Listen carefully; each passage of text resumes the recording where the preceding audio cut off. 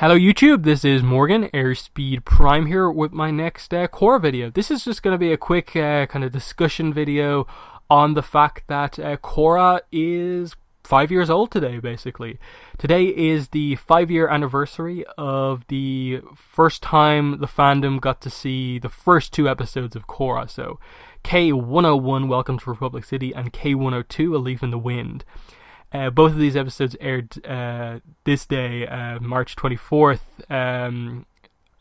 5 years ago.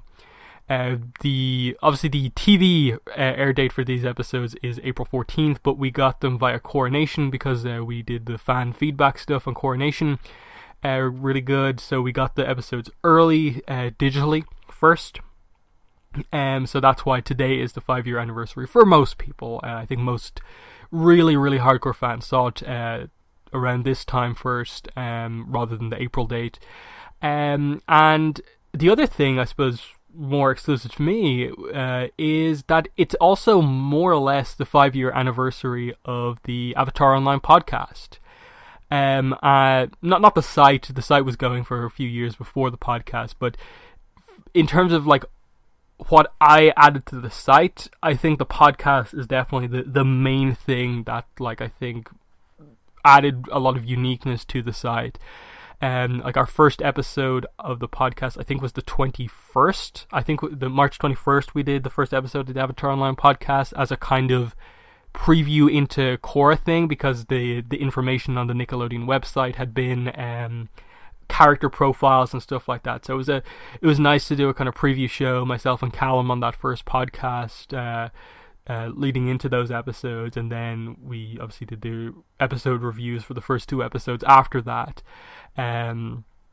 which was cool because it aired on the 24th. We had the time to basically do one a week and so on. So it was really kind of cool, you know, how it ended up working out, giving us the time to kind of give each of the episodes its own kind of focus. And in general, I suppose in this video, that's what I want to do, is just kind of take a little trip down memory lane to 5 years ago, because I remember all of this Korra stuff so well because I was there, like, part of it, like, for the entire journey. Like, I've basically been on Avatar: The Last Airbender Online basically since Korra was announced, and I have been a staff member on the site, actively like running aspects of the site for the whole run of Korra. So I've been writing like news posts about it, doing podcasts about Korra, and just in general like thinking about it the entire run. So I remember all of these things because I wrote articles and so on about it so much. And to me, like, it is one of those ones where, like, these anniversaries, they feel more meaningful for Korra for me because I was in the Korra fandom the entire time. Whereas with Avatar, while I watched from the beginning, I would only really say I was part of the fandom from, like, you know, end of 2007, you know, 2008, because I didn't really have the internet until then. And so, like, when I see all these anniversaries of, like, you know, 10-year anniversary of the first episode of Avatar, it's like, cool, but I wasn't necessarily part of the fandom back then. Like, my memories of that are just like, oh yeah, I remember watching that episode 10 years ago.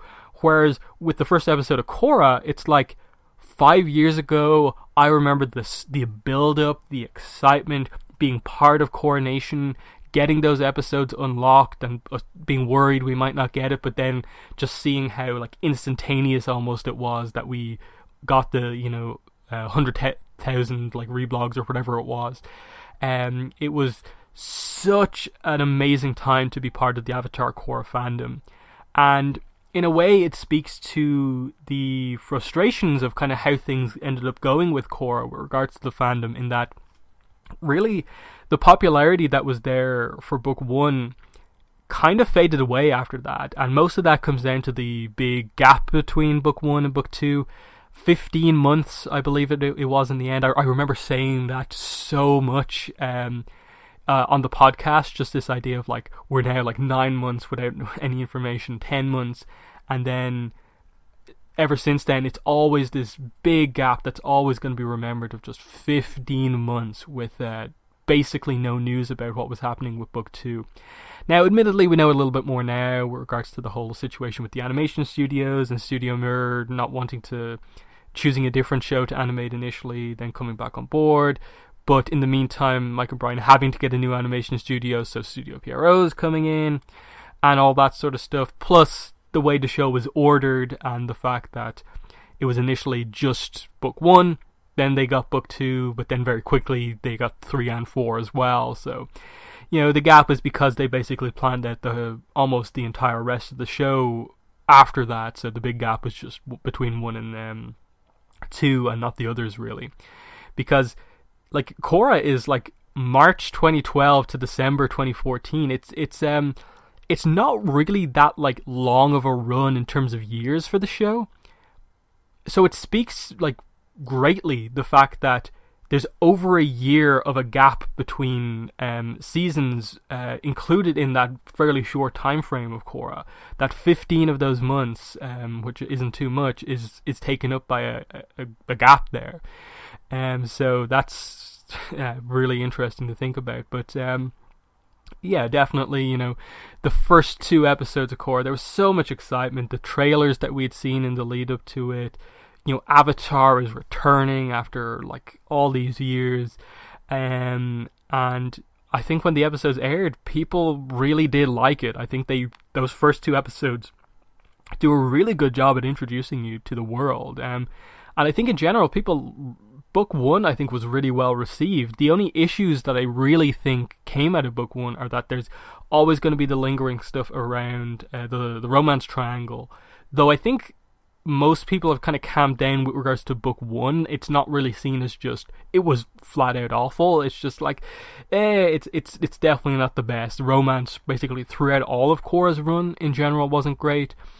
But for most people, I think the frustrations come with Endgame. The very last episode is where almost all of book 1's problems are kind of confined to, in that episode 1 to 11 is like almost like perfection. There's no real major issues with regards to episodes, and then it's just that episode 12 where, while there's absolutely some satisfying stuff as the book comes to an end, there's just like unanswered plot points of like, wait, how is the Tenzin's family captured again after like the way they did like episode 10 and stuff like that?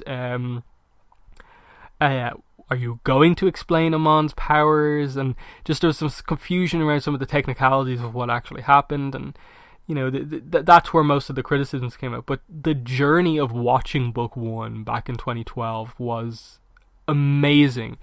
The how excited, how involved the fandom was as these episodes came out, in terms of speculating about Amon. And I think that's one of the big things that book 1 had, that almost none of the other books had. The mystery of book 1. Who was Amon? What was Amon?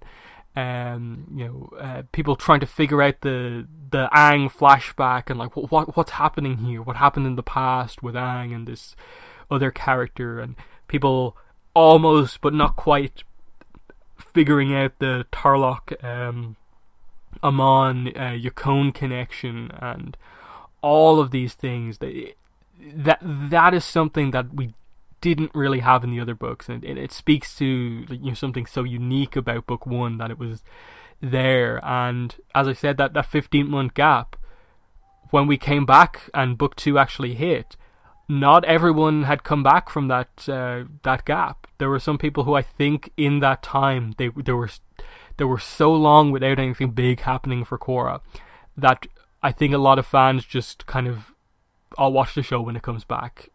There's no point in being this invested this entire run, and I think that's how a lot of it went, and especially with what happened with the show kind of after that, and that like a lot of people tended to not like the early parts of book 2, so I think that potentially made a lot of people fall off. Obviously the strength of the end of book 2 was really well done. And then like after that, book 3 and 4 came super, super quickly. That, and then the big story of just like Avatar being taken off TV, and the switch to it being kind of digital only, really. There was big things that happened with regards to like the fandom, having issues with Nickelodeon, and just regards to Nickelodeon's handling of the show overall, was definitely, like, problematic. And on the podcast, I remember every discussion that we had, basically, about back and forth about, oh, this coronation thing is pretty cool, but then they just didn't use it. The ratings going down, it doesn't really mean that much, but they're not advertising the show all that well. Being really frustrated when they initially took it off, and then accepting and maybe understanding where they're going with it, with the switch to digital. It's just, I remember all of this stuff, and seeing that today was the 5-year anniversary, it just, all of this stuff immediately came back into my head. Whereas with Avatar, I have rough memories of, like, watching the first episode, other certain episodes, but primarily the main thing I remember with Avatar is, staying up super late, waiting for those last 4 episodes to come up online. And that's about it. Like, I don't have super amazing memories of, like, how I watched every episode, whereas with Korra, I remember watching the first 2 episodes when they went up digitally immediately, so clearly. I remember watching the Book 2 finale when we also got that via, really strong coronation feedback and stuff like that. All of the Korra airings I remember so well, because I think part of it was because definitely we, podcasts to do, episode reviews to do, YouTube videos to do about it. All of that stuff just built to kind of, mean I just remembered everything about this. But definitely, even though this, I suppose, remembering all of this stuff speaks to the fact that, like, where the fandom was compared to where it is now, in that it's definitely not the same fandom. It's nowhere near, as strong as it was back in 2012, and I question if we can ever really get back to that point again, because back when we started back in 2012, there was still a sense of it being kind of based around, like, fan sites to a degree, whereas I think fan sites now don't necessarily mean all that much. The fandom is basically just, like, various Korra tags on like, Tumblr, basically. Avatar Spirit, our own site, Avatar The Last Airbender Online, they're there, but they're never, I don't think they're going to go back to being the main, like, hubs for the fandom really, like, ever again. Like, obviously our site's obviously going to be a solid news site from here on out as a podcast, but that's kind of what's happened with the fandom now. We have kind of moved away from the focus on fan sites and that sort of thing, and it is very much the kind of social media kind of era of fandom.